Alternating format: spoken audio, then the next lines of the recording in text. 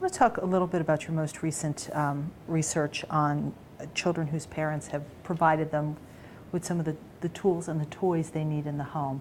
Can you tell me what you and your colleagues set out to find? We were quite interested in whether there would be effects from early development and how long those might persist over time. We do know that children who have enriched early learning environments, that in the moment they have larger vocabularies, they do very well cognitively, socially, emotionally. But we were interested in saying here was an opportunity to follow this cohort of children, this group of children through 5th grade. And we asked to what extent early mattered for later.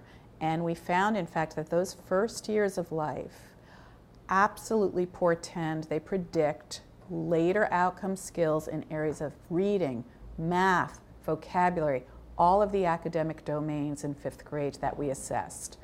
And so I think that's incredibly exciting to see that early on parents could provide supports for children that will actually help them do well over the years through middle school.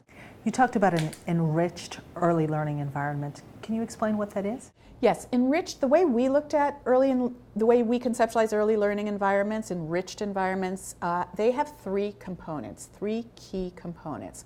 The first one is children's access to learning materials, age-appropriate toys, books for learning that allow them to explore, discover, pretend, read, hear stories, and so forth. So first is availability.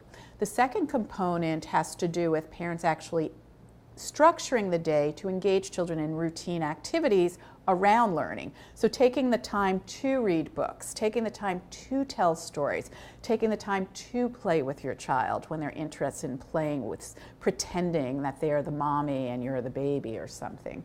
And then the third component has to do with the quality of those interactions, not just quantity, but how back and forth, how responsive, how warm, how sensitive parents are to the bids of their children, how much they talk to them. So it's that give and take relationship. So that's what we call the quality of the relationship. You talked about routine. Tell me a little bit more about that. How important is it to set a routine? Routines are critically important, and we're beginning to study those as a fundamental aspect of how children learn. Children come to learn from the predictability of routines, what will happen next. It lets them become planful, learn how to organize their lives. First we're going to do this, then we're going to do that, next we do that. It permits them to think about the past, connect the past to the future, talk about their everyday activities with parents, and it also creates a sense of semblance in the life. You know, it's predictable, it's organized, and they can depend on it.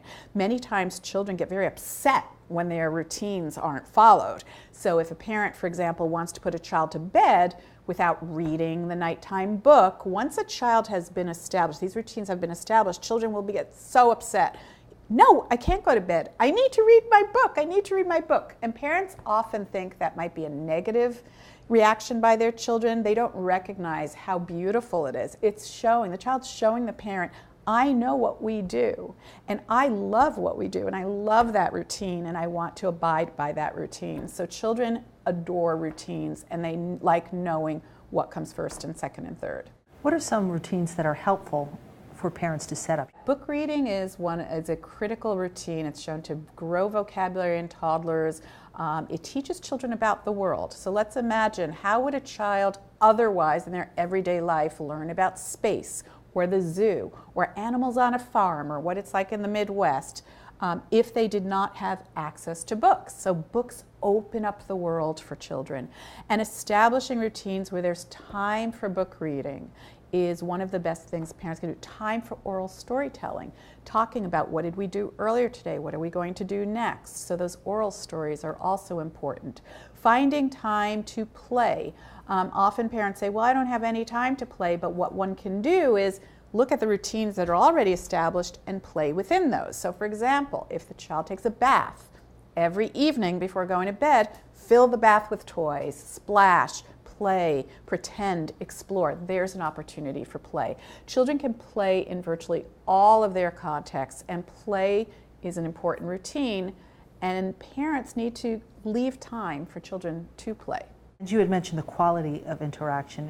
When you're talking about play, are you talking again about the parent interacting, not just putting the toys there, but having it be an interactive process? Precisely. I think there needs to be a fine dance between supporting your child and providing stimulation and opportunities to learn, and letting your child be autonomous, independent, to explore on their own. So parents who are pushy, do this next, do this, here, put it there, while children are playing, actually interrupt play.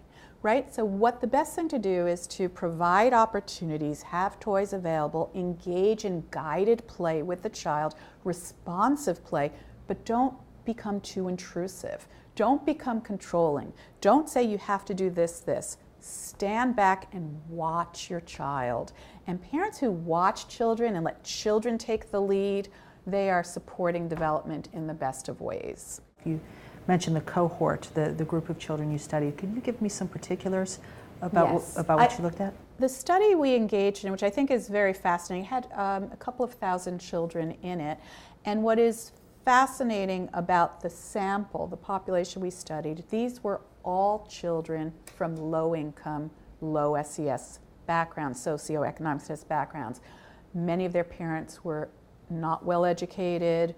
Many of these children lived in poverty. About half of them were going to early Head Start or Head Starts for additional supports. So this was a very poor group of families and their children. Yet what we found is within that poor group, the variation in parents was enormous. So some parents were providing children with all the tools, with positive, supportive early learning environments, and others were not, whether it's because of the toll of poverty, the stressors in their lives, and so forth. And what we found is within this group, those children who had positive early learning environments in 5th grade did better than your average kid from a middle income household would. So the idea here is that parents can actually buffer the stressors of poverty, for example, by providing a rich environment for their children. I don't mean rich, materialistic rich. I mean rich in terms of high quality, good routines, and opportunities to play. And I should mention that doesn't mean you have to have fabricated toys. Children love to play with empty boxes and toilet paper rolls and papers and crayons. I mean, just whatever is available, children will pretend with it. They'll make do with it. They'll have a time of their life with it. I used to give my children a pot and spoons, and they would just like mix with this wooden spoon in the pot. You don't even need toys to support play. So I think that's important to recognize as well. These parents were giving access to materials to children and opportunity to play and learn in whatever resources they had available to them.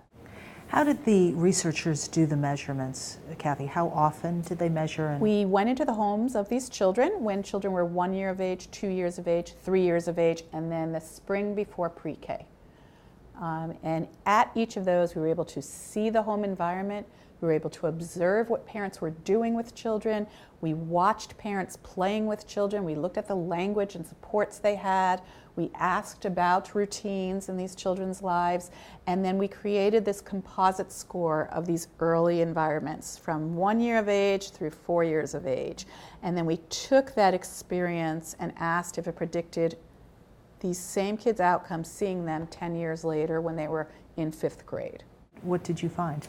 We did find that there was prediction early on to later. We also, I think what is critically important is we tested these analytic models, we call them in our field, for children of different ethnic racial backgrounds. So we looked at whether the prediction would uphold for children from white backgrounds, white non-Latino, from Latino backgrounds who spoke Spanish, from Latino backgrounds who spoke English, and from African American backgrounds.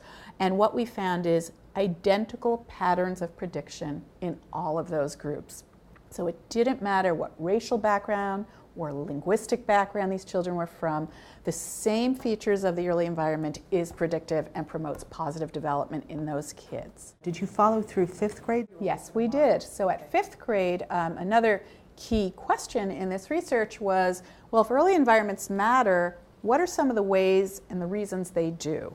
Okay, so one of the things we looked at is when children were entering pre-K, we assessed all their pre-K skills, their school readiness skills, right? And then in 5th grade, we again looked at their environments. And what we found is positive early learning environments promoted school readiness. Those kids were ready for school at pre-K, and then that kind of cascaded to better outcomes later. Then those kids were ready throughout school to tackle whatever was in front of them. The second thing we found is enormous stability in the environments. And what that means is children who had enriched environments in the first years of life, in 5th grade, those children at the high end had about 110 books in their home environment. Children early on who came from these low learning environments had 10 books later. So in 5th grade, imagine comparing an adolescent who has 10 books to someone who has 110 books. That difference is enormous, absolutely enormous. So what we're seeing is these early patterns of interaction and environment solidify, and they stay stable over time. And that can be part of the reason. We found that was part of the reason these kids were not doing well in 5th grade. What do the findings suggest? Well, I'm not an economist, but I'm aware of the economic literature, and economists show that every dollar invested in children's development and in parenting in the first years of life brings a lot more gain and benefit than the same dollar invested later. So if we wanted to alter those trajectories of children who are at risk for poor learning environments, when you need to do it is when they're young. Any tips for parents? Yeah, I just would like to say that you can get books at your library, hand-me-downs, books are available everywhere, and wordless books are also fascinating, and pictures in magazines. You can create a story out of a picture in a magazine.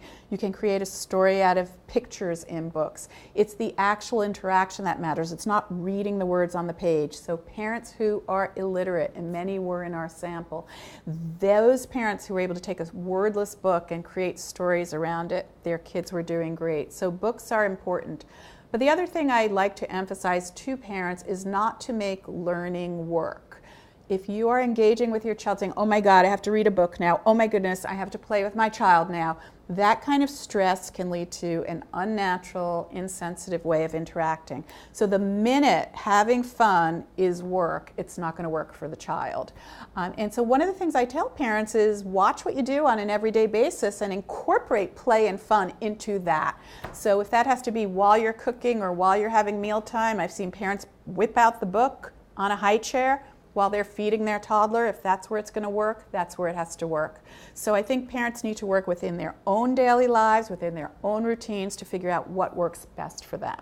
I think another thing I'd like to underscore for parents, which has to do with the stress and the pressure of learning, is that engaging in informal ways of learning is a lot more fun to kids than the flashcards are, than mechanical books are.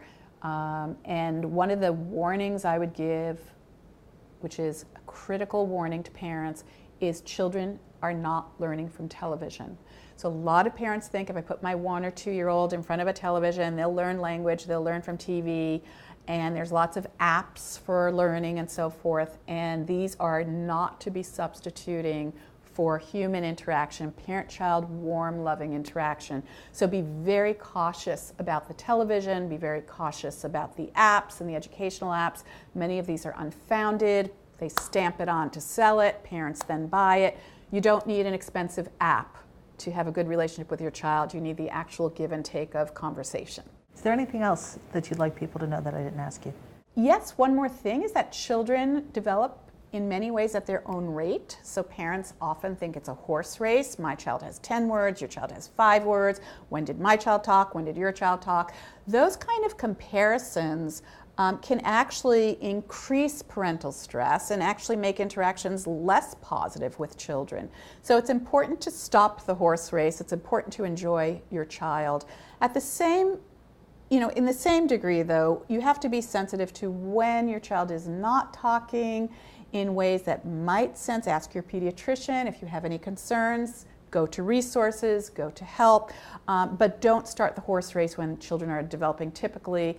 And many children know a lot more. In fact, most children know a lot more than they can say. So your little 1-year-old might not be using the words you think they should be using, but they understand a lot. Where you got your undergraduate degree, master's? I have been at New York University for a long time. I did my bachelor's PhD at NYU and then started on faculty just about right after that here at NYU. You have a PhD? Yes. In developmental psychology. Right. And that's the program I teach in here at NYU.